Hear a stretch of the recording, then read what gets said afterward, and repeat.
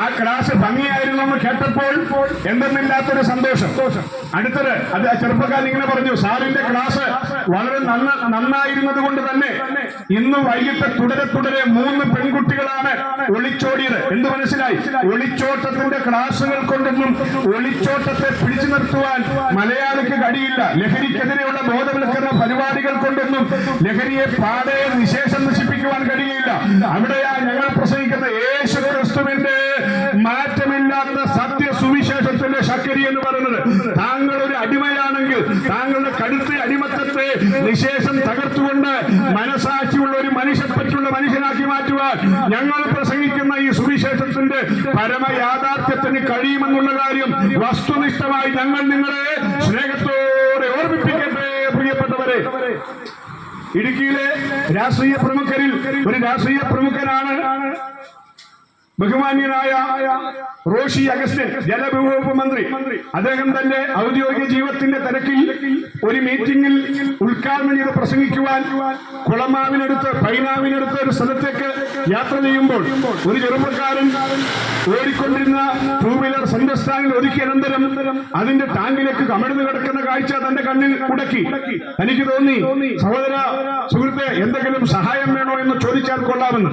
അദ്ദേഹം ഏകദേശം തിരക്ക് പിടിച്ച സാഹചര്യമായതുകൊണ്ട് വാഹനം ഓടിച്ച് മുന്നോട്ട് പോയി. ആ മീറ്റിംഗ് ഉദ്ഘാടനം ചെയ്ത് പ്രസംഗിച്ച അനന്തരം 1 മണിക്കൂറിന് ശേഷം തിരികെ വരുമ്പോഴും ആ ചെറുപ്പക്കാരൻ ആ ഭാഗത്ത് സെൻട്രൽ സ്റ്റാൻഡിൽ ഓടിക്കൊണ്ടിരുന്ന 2 വീലർ ഒതുക്കിയ അനന്തരം താക്കോൽ പഴുതു വഴി പെട്രോൾ ടാങ്ക് തുറന്ന് തന്റെ നാസാരന്ധ്രങ്ങളായ മൂക്കും വായും ഒക്കെ തിരികെ കയറ്റി പെട്രോളിന്റെ ഗന്ധം ഇങ്ങനെ വലിച്ചെടുത്ത് നിർവൃതി അണഞ്ഞുകൊണ്ട് ആശ്വാസം പ്രാപിച്ചുകൊണ്ടിരിക്കുക.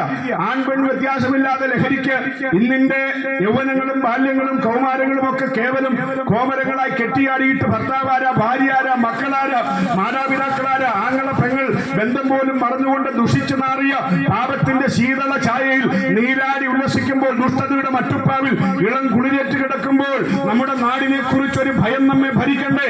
ഇതിനൊരു മാറ്റം വരണ്ടേ? പ്രിയപ്പെട്ടവരെ, അവിടെയാണ് വിശുദ്ധ വേദപുസ്തകത്തിന്റെ പ്രസക്തി എന്ന് പറയുന്നത്. ഇന്നത്തെ മനുഷ്യന്റെ ഏറ്റവും വലിയ പ്രശ്നം അവന് സമാധാനമില്ല എന്നുള്ളതാണ്. അതിന് ചില ആളുകൾ പറയാറുണ്ട്, സമാധാനമില്ലാത്തത് കൊണ്ടാണ് ഞങ്ങൾ സിനിമ കാണുന്നത്.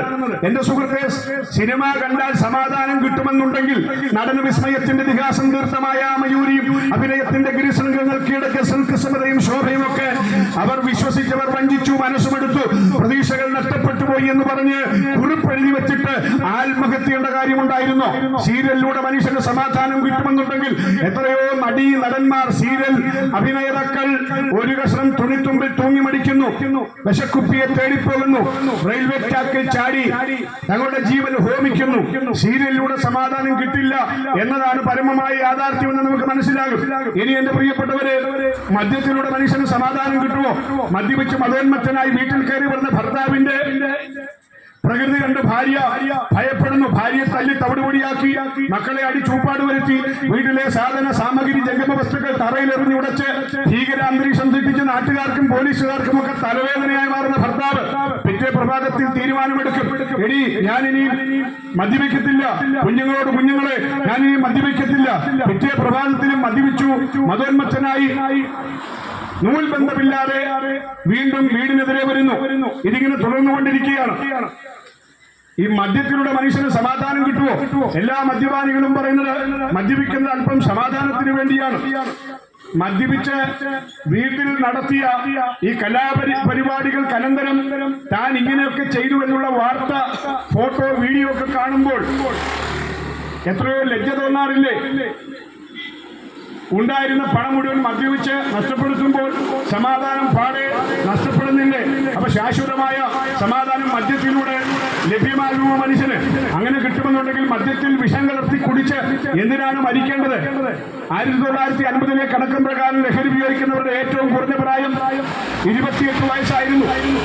എന്നാൽ ഇന്ന് അതിനൊക്കെ മാറ്റം വന്നിട്ട് 10, 15, 11 വയസ്സുള്ള 5ലും 6ലും പഠിക്കുന്ന ആൺപെൺ വ്യത്യാസമില്ലാതെ കുഞ്ഞുങ്ങൾ പോലും ലഹരിയുടെ കടുത്ത അടിമകളായി മാറുന്നു. കാൽവെള്ളയിലെ ചുവപ്പ് മാറാത്ത പിഞ്ചു ബാല്യങ്ങൾ പോലും ചുണ്ടിനടിയിൽ പോലും ലഹരിയുടെ കറുകറുത്ത കഷണങ്ങൾ. ഓടയെ വീടാക്കി മാറ്റുന്ന കുടിയന്മാരുള്ള കാലഘട്ടം. പട്ടിയെ വീട്ടിലും കുട്ടിയെ ബോർഡിങ്ങിലും വളർത്തുന്ന അധമമായ സംസ്കാരത്തിന്റെ ഭാഗമായി മനുഷ്യൻ വഴിമാറിയിരിക്കുന്ന പ്രിയപ്പെട്ടവരെ